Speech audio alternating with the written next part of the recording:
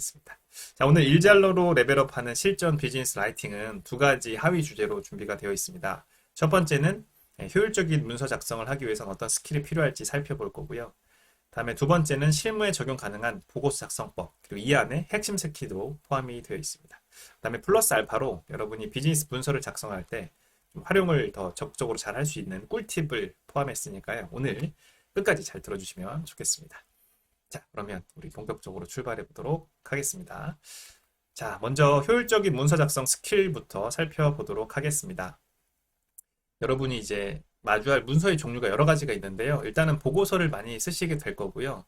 우리나라는 특히 보고서를 작성하고 보고하는 문화가 굉장히 발달되어 있는 나라예요.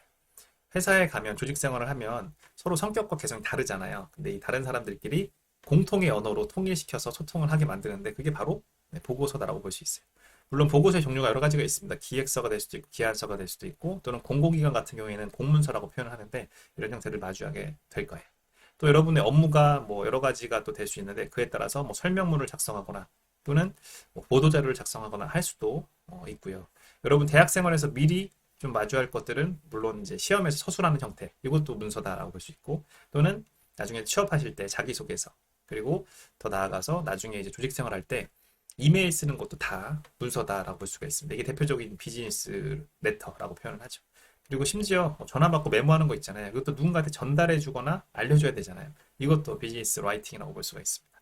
자, 그러면 이런 비즈니스 라이팅을 어떻게 하면 잘할 수 있을지 오늘 살펴볼 건데 그 시작으로 우선은 문서를 잘 이해할 수 있고 문서를 잘 작성할 수 있어야 되는데 그게 단계가 좀 필요해요. 그래서 단계를 먼저 정리를 해보도록 하겠습니다. 예를 들어서 여러분이 뭔가 학교에서 과제를 받았어요. 그게 개별 과제일 수도 있고 팀 과제일 수도 있는데 뭔가 과제를 받으면 그거에 대해서 뭔가 단계적으로 갈 때 결과물이 좋아지잖아요. 마찬가지로 조직 생활에서도 나한테 일이 왔으면 그 일과 관련된 어떤 순서가 있는데 그런 흐름이라고 보시면 돼요. 자, 함께 가보실게요. 먼저 첫 번째는 문서 이해 능력부터 볼게요. 뭔가 나한테 문서가 왔다. 다시 말해서 일이 왔다라는 것은 이걸 먼저 이해해야 되잖아요. 그렇죠? 일 잘하는 사람은 일 센스가 있다, 일머리가 있다라고 하는데 뭐 그런 흐름이다라고 보시면 돼요. 여러분은 어떻게 하세요? 뭔가 나한테 과제가 왔다. 처음에 뭐예요? 아, 그렇죠. 여러분 좋네. 역시 딱 일머리가 있는 분들이에요. 이해해야 되죠. 이게 뭐지? 라고 이해하셔야 돼요. 처음에 보통 배경이나 목적을 파악하려고 하고 요점이 뭐지? 그래서 뭐 하라는 거지? 이런 이제 핵심이죠. 정보를 확인하고. 그 다음에는 뭘 파악해야 돼요? 뭔가 이게 나한테 왔으면 보낸 사람이 있을 거잖아요. 그렇죠? 네, 보낸 사람이 원하는 어떤 의도가 있어요. 근데 그 의도 파악하는 게 그 다음에 요청자가 원하는 의도 파악하는 거. 이렇게 여러분 하시고 계실 거예요. 그다음에 여기에서 필요한 정보도 확인하고 내가 비교해야 될 것은 또 비교도 하는 단계다라고 보시면 되고요. 그 다음에는 뭐 할까요, 여러분? 그러면 이게 배경이나 목적은 이렇고 상대방이 원하는 건 이런 건데 내가 파악해야 될 거 막 이런 거구나. 라고 해서 이렇게 흘러가잖아요. 그렇죠. 내가 파악해야 될 거. 다음에는 내가 해야 될 건 뭐구나. 그리고 우리 조직 생활에서 혼자 하는 일도 있지만 함께 하는 일이 훨씬 더 많죠. 그래서 나는 이걸 하고 이거는 누군가한테 이렇게 요청해야겠다. 라는 게 이제 그 다음 단계. 그렇죠. 이게 이제 기본적인 단계예요. 나한테 어떤 문서가 왔을 때, 어떤 일이 왔을 때 이해하고 상대방의 의도 파악하고 내가 할 건 이거고 상대한테 요청할 건 이거다. 이렇게 이제 구분하는 게 기본이다라고 볼 수가 있고요. 이 다음에는 이제 내가 직접 문서를 작성할 거예요. 그 단계로 한번 가볼게요. 내가 문서를 작성할 때 처음에 다시 한번 파악해야 될 것은 이 문서를 내가 누군가한테 다시 보낼 거예요. 그 대상을 한번 점검을 해보고 그 대상의 특성도 살펴보고 이 사람에 대한 어떤 여러 가지 상황적인 특성 이런 것들 살펴볼 필요가 있죠. 그 다음에 목적도 다시 한번 점검해보고 언제까지 해야 되는지 시기도 확인하고 근데 이거 하면 뭐가 좋지? 라고 확인해 봐야 돼요. 근데 우리가 대학 생활에서는 사실 뭐 이거 하면 내 과제를 잘하는 거고 내 학점에 도움이 되고 또 나중에 필요한 역량 향상을 할 수 있다 뭐 이런 게 있잖아요. 근데 회사에서는 조직에서는 목적이나 목표가 분명해요. 회사에 도움이 되는 그렇죠. 그런 것들을 좀 파악해 볼 필요가 있습니다. 다음에 두 번째는 이제 이렇게 기본적인 파악을 했으면 쓰기 전에 좀 스케치를 하는 게 더 결과물을 좋게 만들 수가 있습니다. 스케치라는 것을 한번 고민해 보는 거예요. 그래. 대상과 목적과 시기와 기대 요건 이런데 내가 이걸 쓸 때 어떻게 하는 게 조금 더 잘 쓸 수 있을까? 이렇게 고민하는 시간. 그 시간이 반드시 필요합니다. 그냥 막 쓰는 거, 그거는 별로 좋은 글을 쓰기가 어려워요. 그래서 고민을 한번 해보시는 거, 스케치를 해보시는 게 필요하고요. 이걸 바탕으로 이제 쓰죠. 이때 필요한 게 비즈니스 글쓰기 능력이다라고 볼 수가 있고요. 오늘의 핵심 주제입니다. 그리고 나서는 이제 검토하는 거죠. 쓰고 난 다음에 다시 한번 읽어보고 내가 주로 체크하는 체크리스트를 바탕으로 점검해보고. 그래서 여러분 이 네 가지 단계로 문서를 작성한다라고 큰 그림은 이해하시면 되겠습니다. 아시겠죠? 자, 그래서 이렇게 큰 그림은 문서를 이해하고 작성하는 단계를 한번 살펴봤고요. 이제 점점 구체적으로 좀 가보도록 하겠습니다. 우리가 비즈니스 글쓰기를 잘 쓰기 위해서는 여러 가지 스킬이 필요한데 일단 목표는 좋은 글을 쓰는 거예요. 근데 좋은 글이라는 게 대단히 화려한 뭐 소설을 쓸 건 아니에요. 우리가 쓰는 글은 실용 글쓰기입니다. 상대방이 이해하기 쉽게 쓰는 게 핵심이에요. 그래서 간결하고 좀 메시지가 분명하고 뭔가 중복되는 것도 없고 뭐 그런 것들이 핵심인데 대단하게 잘 쓰려고 하는 것보다는 내가 쓸 글이 좋은 글이 되려면 상대방 입장에서 이해하기 쉬운 거, 간결한 거, 그게 이제 핵심이구나. 이렇게 이제 이해하고 가는 게 아주 중요한 목표라고 볼 수가 있습니다. 아시겠죠? 자, 그래서 이렇게 이제 목표를 정했으니까 비즈니스 글쓰기 기본 스킬 중에 아주 기본인 세 가지를 먼저 살펴보려고 합니다. 세 가지는 다른 핵심 스킬로 가기 전 기본적인 단계로 오늘 먼저 살펴볼 거고요. 핵심 스킬도 우리 뒤쪽에 세 가지로 준비가 되어 있어요. 자, 기본 세 개, 핵심 세 개. 어렵지 않죠? 이제 여기만 집중을 잘 하셔도 여러분 대학 생활에 미리 연습도 해보시고 또 심화로 또 연습을 계속 해 나가시면 나중에 직장 생활을 시작할 때 그 능력을 또 인정을 받을 수가 있습니다. 자, 그러면 기본부터 살펴보겠습니다. 첫 번째는 문장이 길어지면 또 중복되는 게 많으면 전달력이 떨어져요. 이해하기도 어렵고.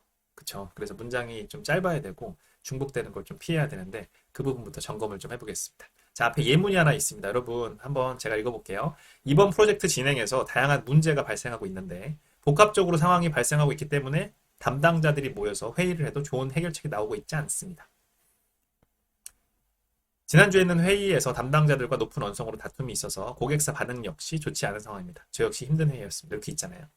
자, 제가 한번 읽어봤는데 제가 잠깐 시간을 드릴 테니까 여러분 여기에서 문장이 좀 길어요. 첫 번째 문장이 일단. 그렇죠? 긴 문장을 좀 줄여보시고요.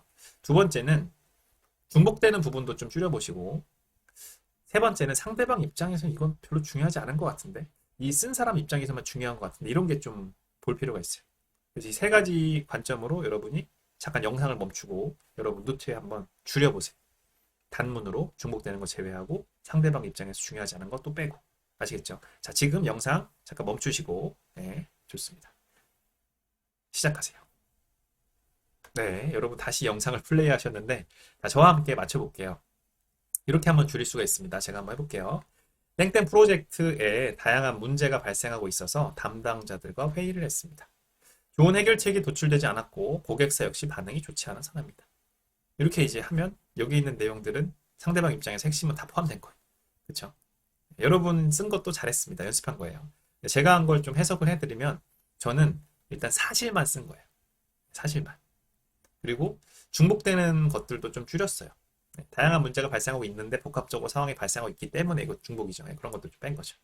그리고 세 번째는 상대방 입장에서는 별로 중요하지 않고 높은 언성으로 다툼이 있어서 저 역시 힘든 회의였습니다. 이거는 글로 쓸 필요는 없어요. 나중에 이제 사실만 얘기하고 뭐 상황이 되면 얘기를 할 수도 있겠죠.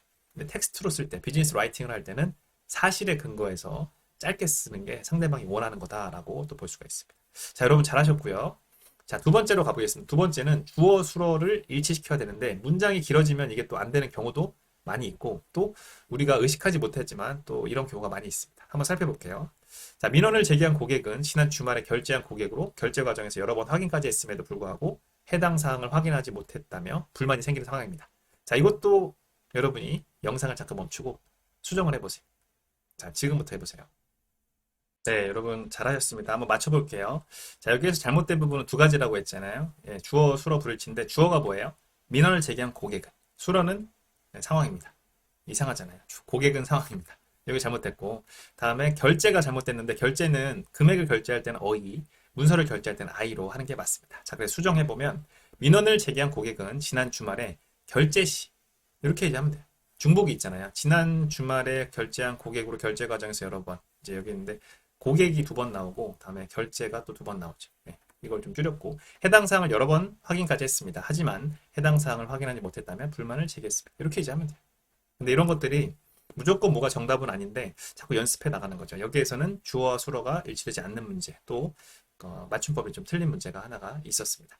비슷하게 이런 것도 있어요. 나는 문서와 검토 및 원인을 조사했다. 내가 너무 압축하려고 해서 줄이려고 해서 이런 경우가 생기는데 수어가 다르죠. 나는 문서를 검토했고 원인을 조사했습니다. 이렇게 이제 달리 써야 되는데 같이 쓸 때를 좀 주의해야 될 필요가 있고요. 만약에 구의 형태로 쓴다 그러면 이렇게 쓸 필요가 있죠. 문서 검토 및 원인 조사 이렇게 쓰면 돼요. 또는 및 대신에 와, 과를 써도 괜찮습니다. 네, 다음에 세 번째는 능동, 수동 표현의 구분인데요. 우리가 보통 무의식적으로 좀 쓰는 게 많은데 주어에 따라서 좀 달라진다라고 볼 수가 있습니다. 우선은 내가 직접 혼자 하는 거면 그냥 하겠습니다 하면 되는데 그게 아니고 누군가 함께 하도록 한다라고 했을 때는 좀 구분이 달라요. 예를 들어서 혼자 하는 것은 하도록 하겠습니다가 잘못된 표현이고 내가 하는데 주도자가 돼서 다른 사람과 함께 하도록 하겠습니다. 만들겠습니다는 됩니다. 근데 혼자 할 때는 그냥 하도록 하겠습니다. 쓸 필요가 없고 그냥 하겠습니다. 쓰면 되고요. 그리고 주어가 사물일 때는 하게 되었습니다가 쓸 필요가 있을 때가 있어요. 주어가 사물 또는 대상일 때. 근데 내가 한다 그때 하게 되었습니다 하면 좀 수동적인 느낌이 들죠. 틀린 말은 아니지만. 근데 그런 것도 좀 주의할 필요가 있습니다. 그래서 이런 능동과 수동 표현도 구분해서 쓰는 게 비즈니스 글쓰기 아주 기본적인 부분이다라고 볼 수가 있습니다. 자, 그래서 기본 스킬을 정리를 하면 첫 번째는 뭐였어요, 여러분? 네, 단문 쓰고 중복을 좀 피하려고 노력하는 거. 그다음에 두 번째는 주어와 수어 일치를 좀 하려고 하는 거. 그렇죠? 그다음에 세 번째는 능동과 수동을 주어에 따라서 또 상황에 따라서 정확하게 좀 쓰는 게 기본적인 스킬이다라고 볼 수가 있습니다. 아시겠죠? 자, 우리 기본은 살펴봤고요. 핵심 스킬이 세 가지가 더 있는데 이 세 가지는 보고서에 대해서 좀 더 알아가는 과정에서 그 다음에 말씀을 드리려고 합니다. 우리 핵심 스킬이 조금 더 구체적인 게 많아요. 자, 그러면 우리 보고서에 대해서 먼저 살펴보도록 하겠습니다. 실무에서 적용 가능한 보고서 작성법을 살펴볼 건데 우리가 뭔가 잘하기 위해선 첫 번째 해야 될 일이 해당 개념에 대한 이해를 좀 해야 돼요. 근데 그 해당 개념에 대한 이해를 할 때 가장 좋은 방법 중에 하나는 좀 쪼개보는 거예요. 그래서 저와 함께 보고서의 정의를 함께 좀 쪼개보도록 하겠습니다. 자, 먼저 이렇게 한번 해볼게요. 보고서는 이렇게 정의할 수 있습니다. 여러분도 노트에 한번 써보세요. 무언가를 상대에게 글로 잘 전한다. 이렇게 한번 써볼게요. 네, 지금 시간 드릴게요. 잠깐 해보세요. 네, 지금 무언가를 상대에게 글로 잘 전한다. 되셨죠? 자, 그럼 쪼개볼게요. 무언가부터 가보겠습니다. 무언가는 일이에요. 어떤 대상을 얘기하는데 보통 이제 회사에서 마주하는, 조직에서 마주하는 일이 되겠죠. 여러분 입장에서 과제다라고 또 이해하시면 되겠습니다.